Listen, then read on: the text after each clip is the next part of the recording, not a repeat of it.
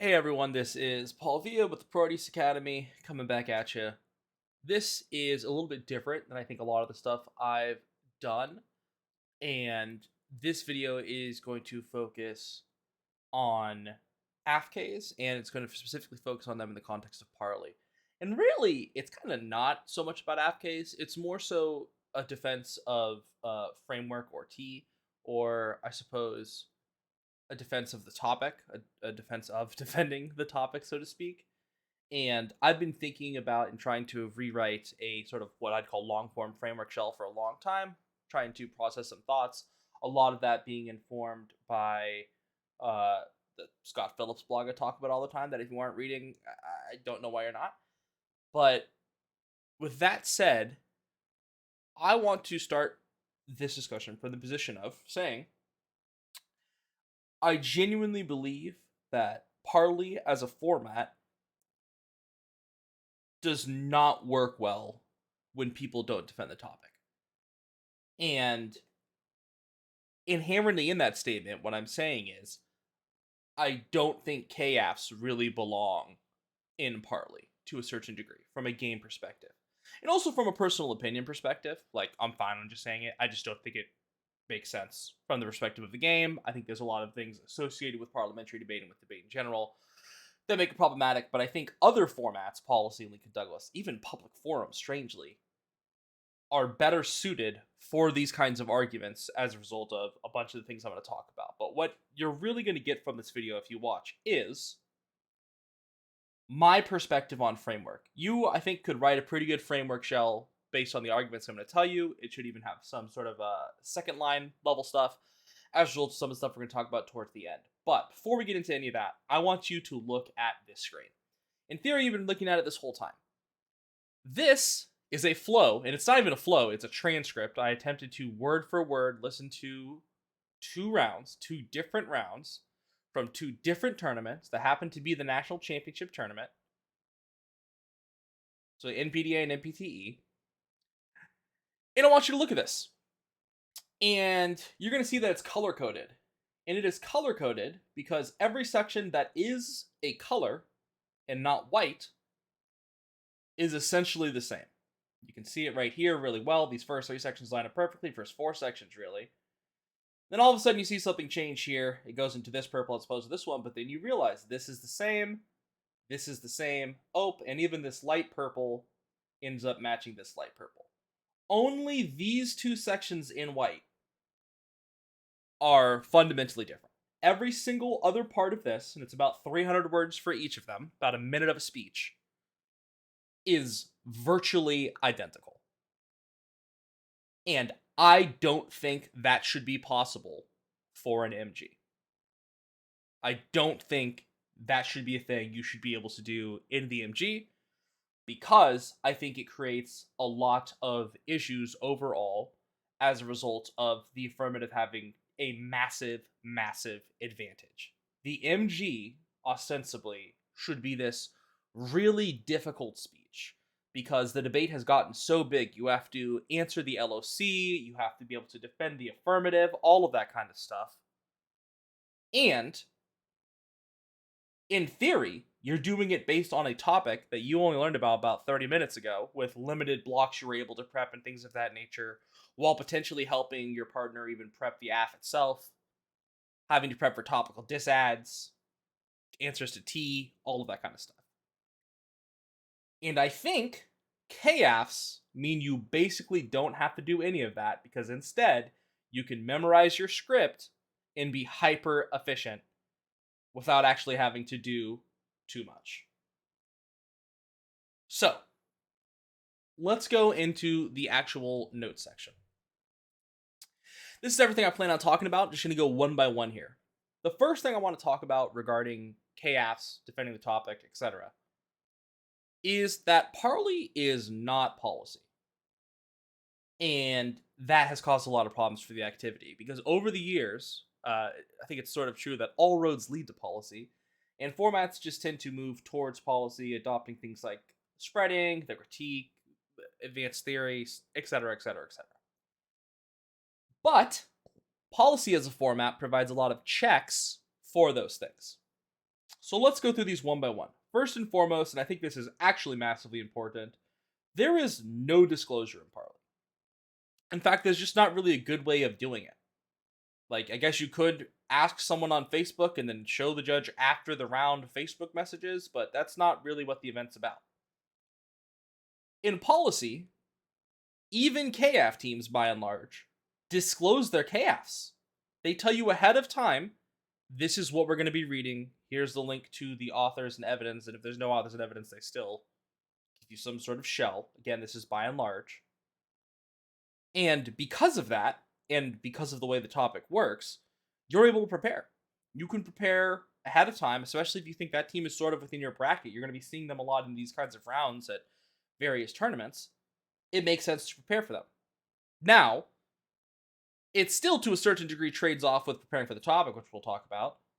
But at a minimum, there is a disclosure process, which is standardized in a community norm, and that lets you have some kind of preparation, reasonably speaking. Now, in Parli, obviously, you can sort of, if you're, I guess, for lack of a better word, one of the cool kids who goes to all the big tournaments and who knows all the people who are in these big rounds, you can find out, even if you're not debating whichever team, right? Whether you're debating whether it's a specific thing, you're trying to find out a Berkeley thing, whatever it might be. You can ask people, oh, hey, what are they reading? Oh, they're reading Orientalism. Oh, they're reading Death Denialism. They're reading Neoliberalism. They're reading Buddhism, whatever it might be, right? Now, that's still not super helpful, but if you have someone who knows flows, if you have someone who's seen it a lot, maybe you can get something. But again, not an ideal procedure as far as disclosure goes. Number 2 is that, unlike in a policy debate, if you don't like the topic, or you think it's bad for whatever reason, whether that's ethically or poorly written, the great news is, every single round, the topic is going to change. And so, you're not going to debate that same thing every round. And I've heard it said in the last few years as a judge that, oh, we always debate the same topics, And I didn't believe that, and I've been to a lot of tournaments. So what I did is I went through the NPTE for last year. The NPTE is where for college there are rankings, and I looked at every single tournament that is publicly available that the NPTE awarded points for last year, right? So the tournaments I looked at were the Aztec, the Bearcat, the Crossman, the DVC thing, GGI, Grossmont, Genesi Davidson, National Warm-Up, Paul Winners, PSCFA, and the NPTE itself. Okay, now the Rice warm-up's not on here, Minnesota's not on here. That's because I couldn't find the resolutions for them. I apologize for that, but I think this is a broad sample. There were 84 topics at just those tournaments, not even counting those 3 or 4 tournaments maybe that I missed, which is ostensibly another 18 to 24. 84 topics. And only 2 of those topics were repeated. And they weren't even repeated necessarily word for word, but student loan debt was repeated and COVID was repeated, which were both 2 massive issues last year. And if I'm not wrong, student loan debt was repeated at 2 ELCO tournaments. And so, like, I don't know what to tell you, like, it's their topic or whatever, that's totally fine. But again, the only topics that were repeated at all last year, the only thing you had to debate twice, near as I can tell, was student loan debt and COVID during the COVID pandemic and the student loan debt crisis, which seems pretty reasonable. On top of that, there were 12 policy resolutions during that time, which were not a defense of the United States federal government. So we didn't even just debate USFG. And it's fair to say, yeah, but we overwhelmingly did. Totally agree. But there were other topics. The gap there between 84 and 12 is there are some topics as well, because I think 54 topics ended up being USFG policy topics. I think the remainder of the difference there ended up being factor value resolutions or resolutions which weren't objectively policy.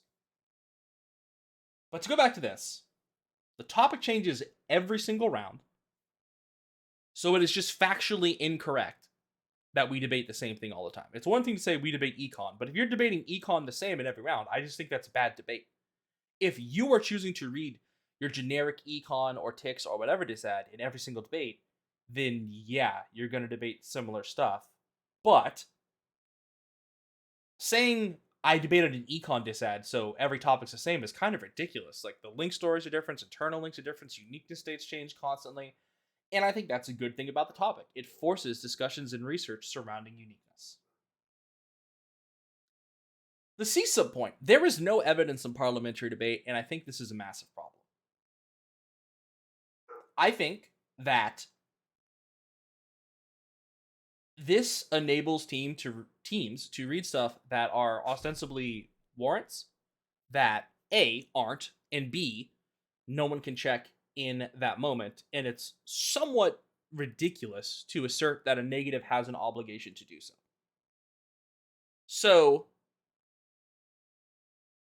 during my time, and I'm going to be specific because it was during my time, and so it's what's in my mind. Back when Berkeley used to read Buddhism, they'd always read these sort of like 5 to 6 same warrants in their framework shell, right?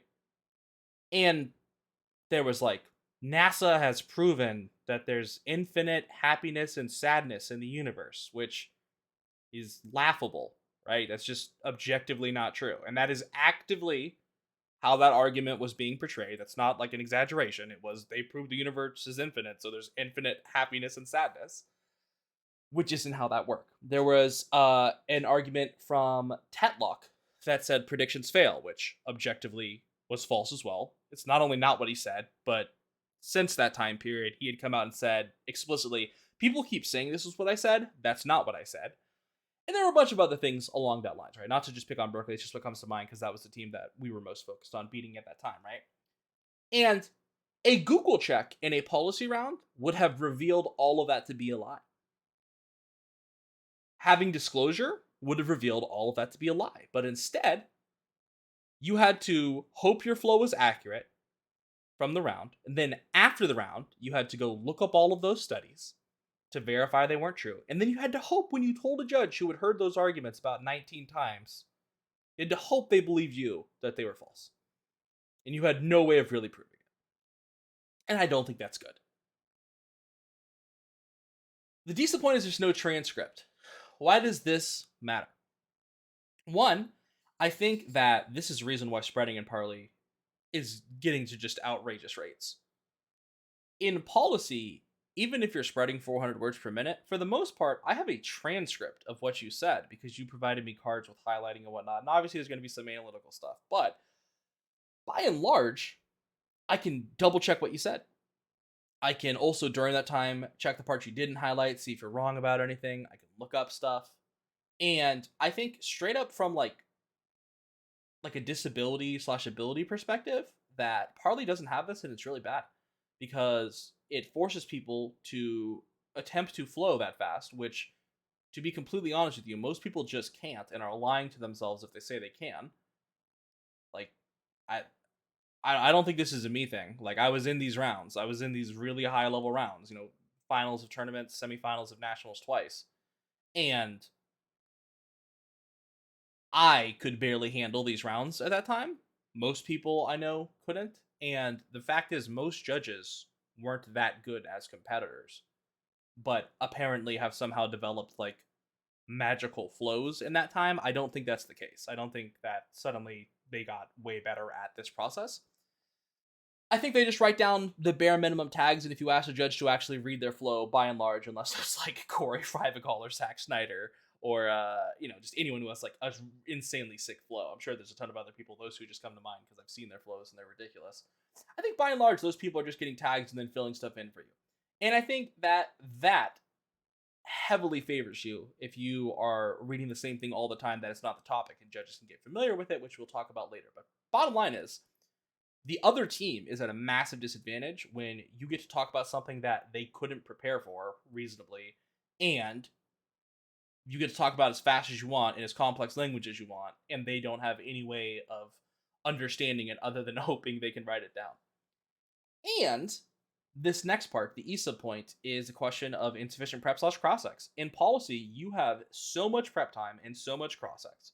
Cross-ex has its own time, prep has its own time, and it's sort of generally accepted that you can even ask questions during prep. So, like, there's just tons and tons of time throughout the debate where you get to do this stuff, where you still have access to the internet, where you have access to all of your back files, all of that kind of stuff, and are able to look up answers, right? If they read Baudrillard and you happen to be smart and have prepared for Baudrillard and have blocked for it or whatever, you have at least some kind of, inroad to that. Maybe it's not their specific Baudrillard cutting or whatever, but you're probably in a good place. In Parli, someone stands up and shit spreads for 7 minutes, and if it's not about the topic, it might be something you've never heard. It's almost certainly about a concept that is, I would say, a call. Obviously we're college students in college, but sort of like a high level academic concept, right? A undergrad or graduate school concept. And those are definitely hard to understand in general for a lot of people, but especially when it's coming out at 300 plus words per minute and 7 minutes and it's abbreviated and there's no point of reference. And then you get 2 minutes to both prep and ask them questions about it. And honestly, half the time those questions could just be, "What did you say? I have no idea what's happening here. Go on."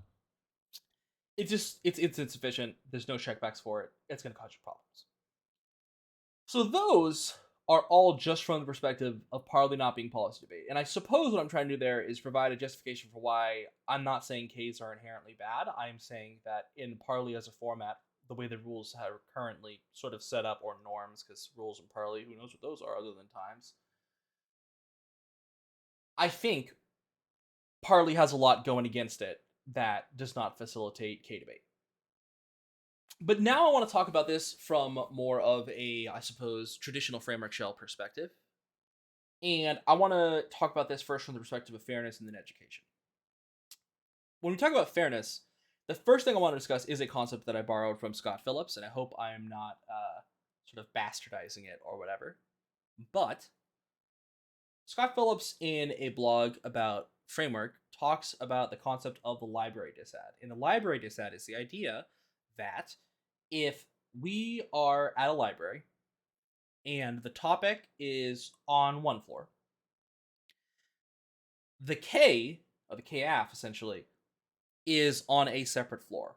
And there's a few implications to that. The first implication is about barriers to entry, which is that K literature is, by and large, and I might be generalizing, but I think I'm correct based on most of the K literature I have read,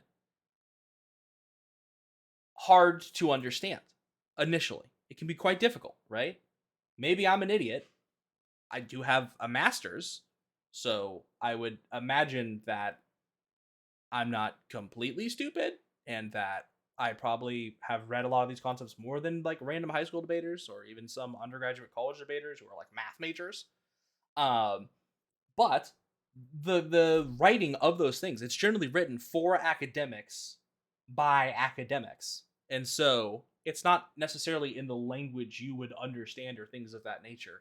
And it's usually not very straightforward. There's a sort of lot of metaphor and a lot of obfuscation going on that is just part of the style of academic writing. And I think that any like honest academic can tell you that that is indeed what happens. So from the perspective of barriers to entry, understanding the information itself is hard in the round. I want to be very clear. My point is not, oh, we shouldn't, K book's hard read, no read book. That's not what I'm saying. What I'm saying is, when you just talked really fast to me for 7 minutes, it was really hard to understand an already incredibly difficult concept to understand. I didn't get to sit down with my coach and talk about it. I didn't get to look it up on the internet. I didn't get to read a book about it on my own time, formulate thoughts and opinions, so on and so forth. I didn't even, in theory, get to spend the 30 minutes of prep asking about it that I could have. Even that 30 minutes would have been better than nothing. Instead, I got you reading your script as fast as you could. That's a barrier to entry. It clearly is a barrier to effective research for me. Second is trade-off. It's not the topic.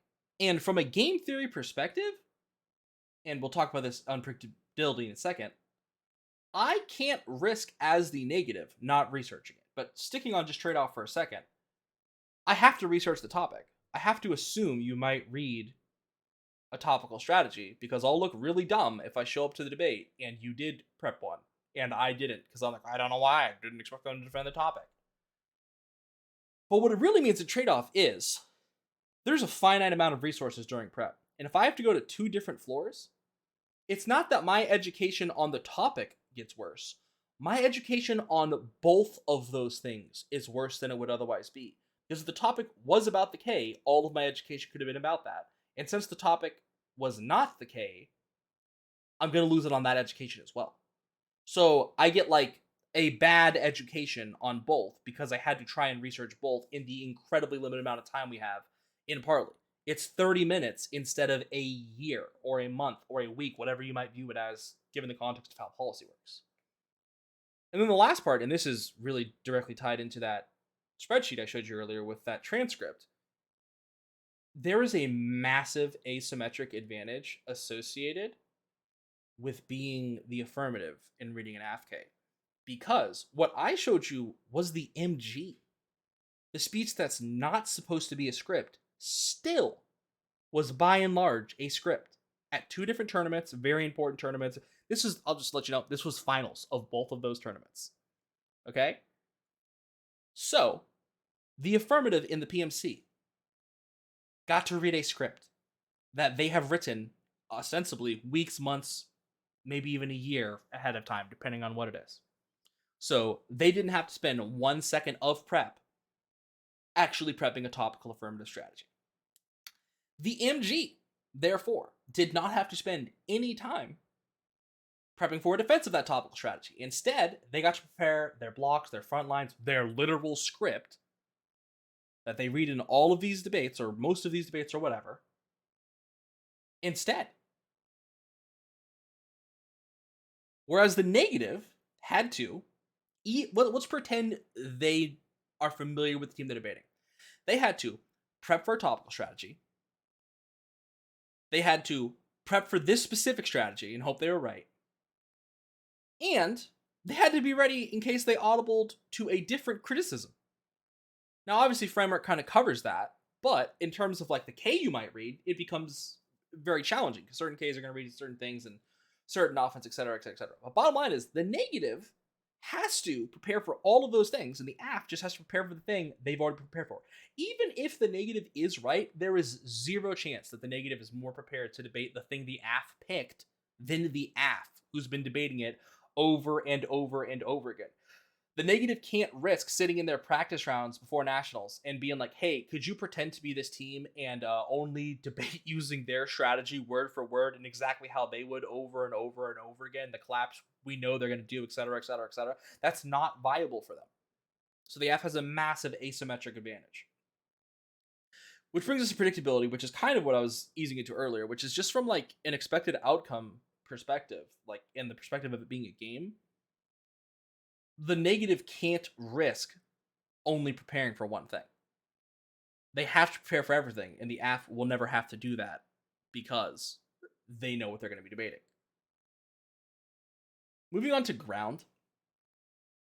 I think that ground for the negative is largely tied to 3 concepts when we talk about the topic, and that is the actor, the mechanism, and the direction. So what do I mean by that? Well, first, I think that to a certain degree, Ks, AFKs, and NAKs prove this. A lot of the ground against an actor doing something is that that actor sucks or will fail.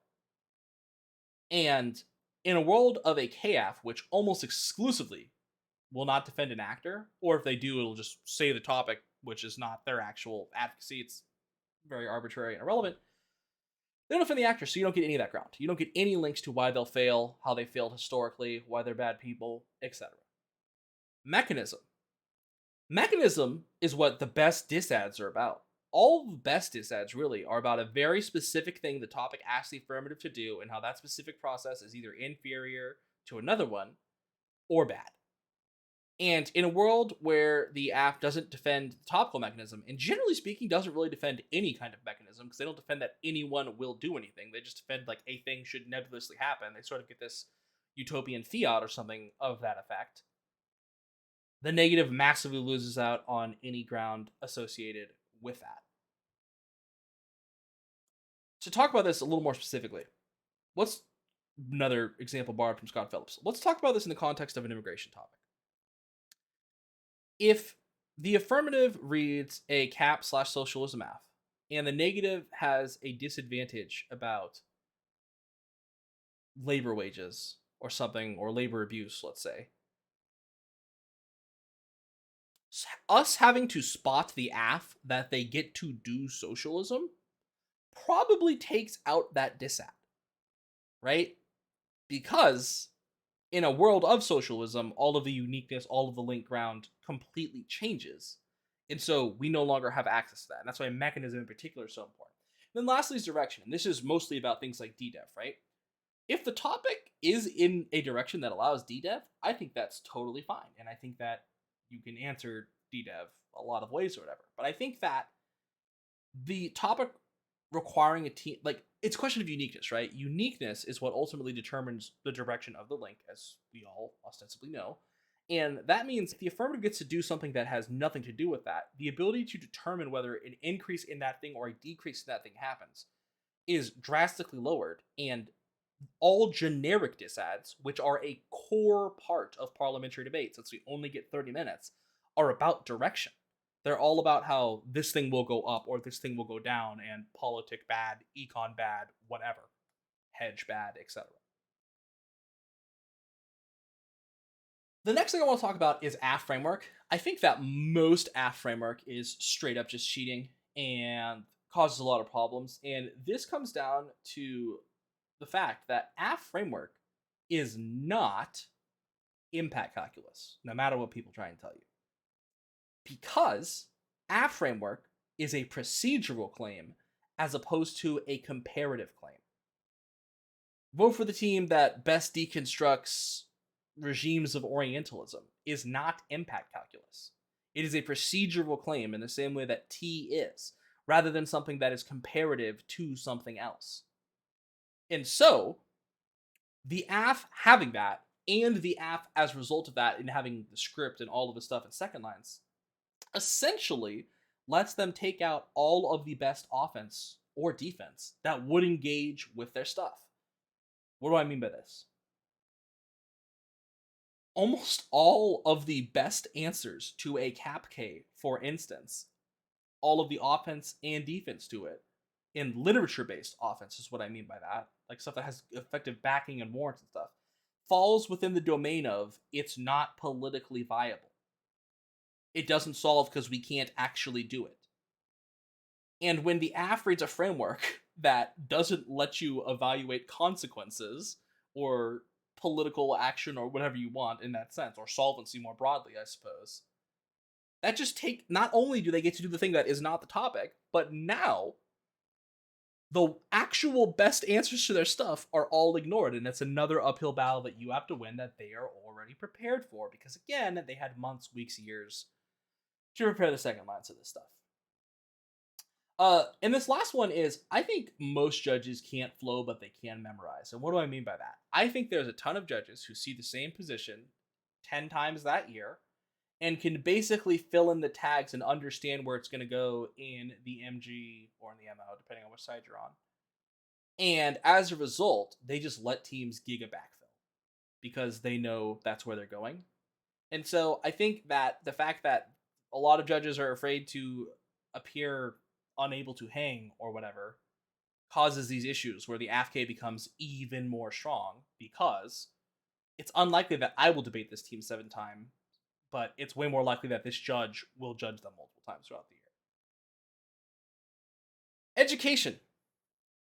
First thing here is Clash. I think that Clash, as we have been told a lot, is sort of unique to debate. I think it is a unique educational benefit to debate. It's a great thing to be able to have Clash. And I think it's objectively undermined by non-topical Affs. I think that it is factually true to say the affirmative being able to defend something that the negative couldn't reasonably expect undermines the negative's ability to answer that position, which reduces the education we get from Clash. And I don't think that should be a particularly controversial opinion. I think that is why a lot of K teams read KFs. I think they understand, not that it's like, I don't think they think like, oh, it's super cool or it's super important. I think most of them honestly view it from the perspective of, I think it's strategic for me to read this app because it puts the negative at a disadvantage, which is what you're doing in debate overall. But I think specifically in this instance, since it's not really tied to the topic, that's where we get into these issues. Next is the creativity debate. All the time in these debates, I hear K debaters say like, "We're way better for creativity, right?" Uh, I don't see how that's true.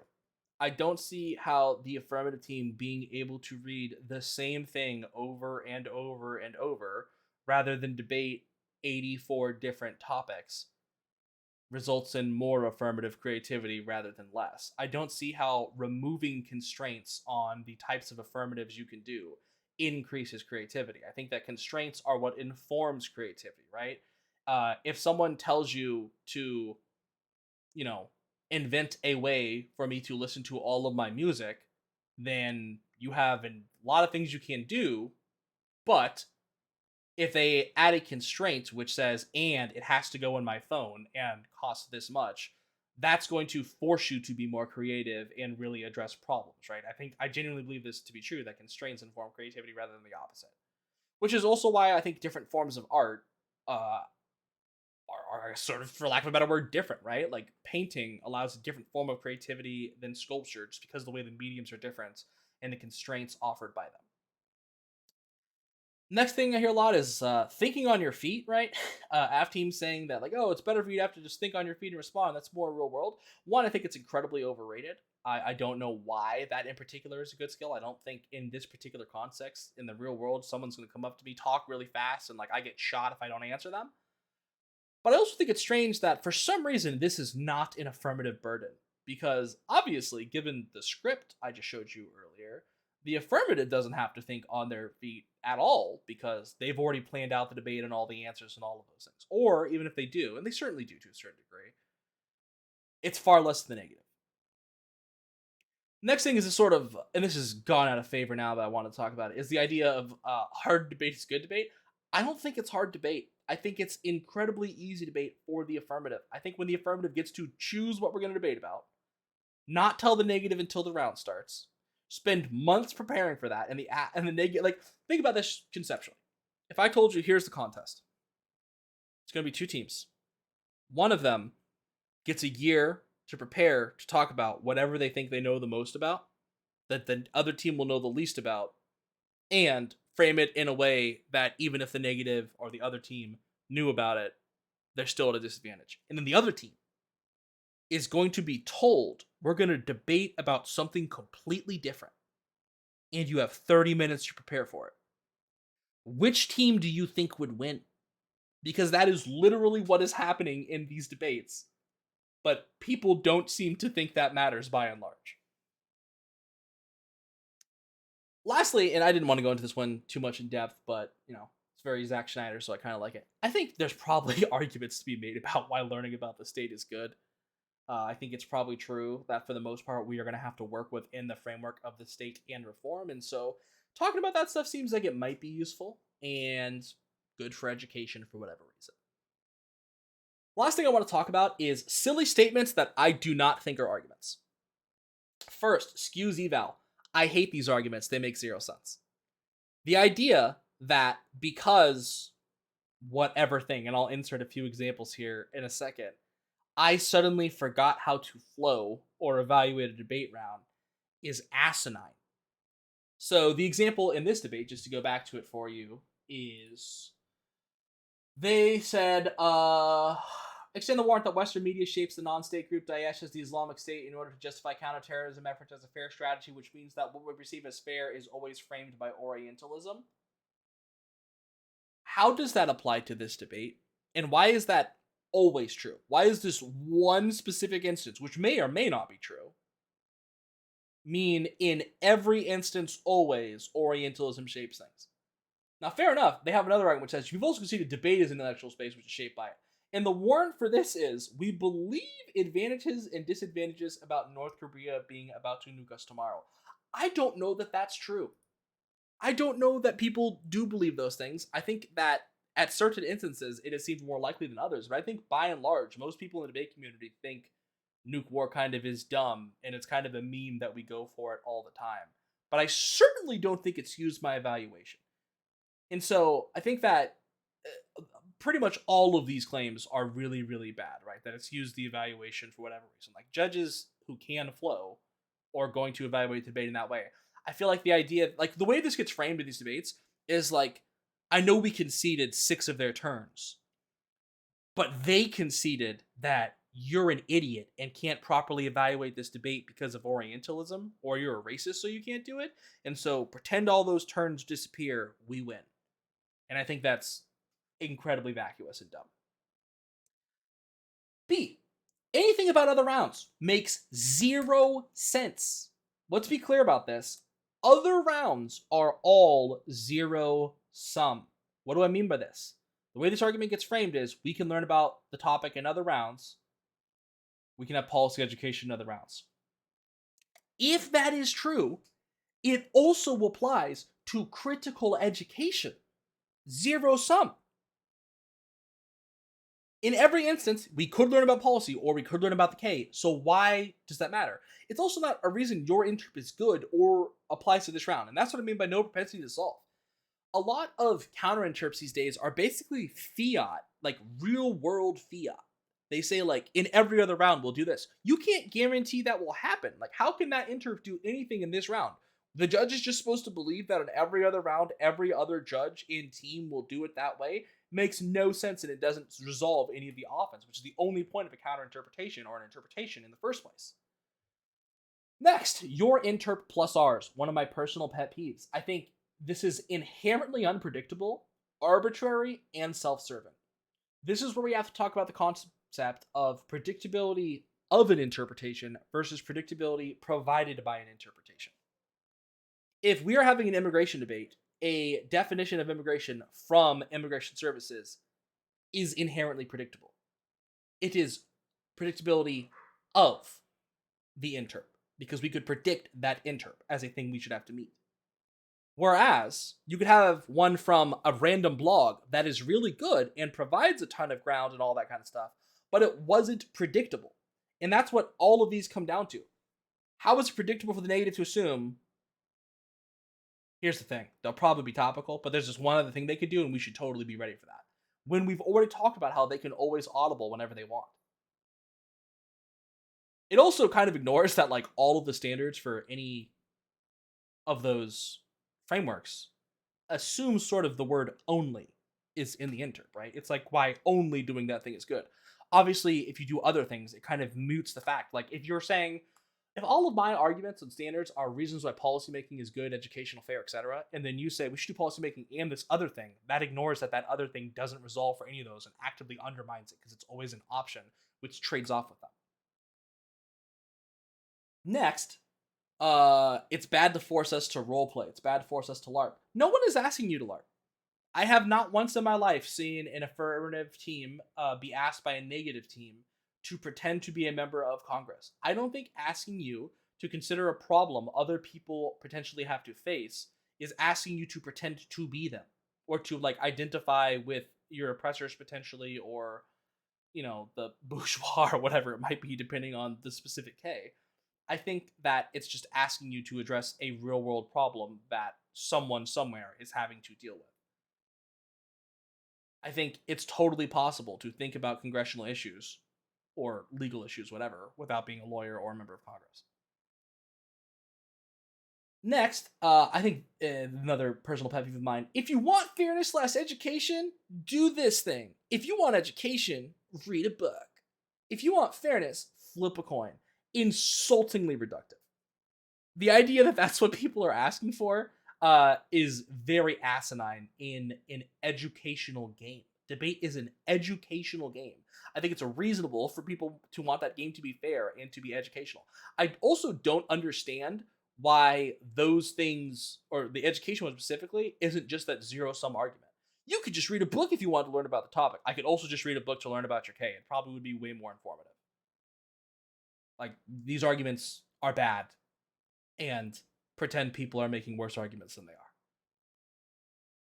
are. Another one, I spelled this wrong here, but this you've probably been looking at unair this whole time. Like, this guy's an idiot. Unfair. X is unfair.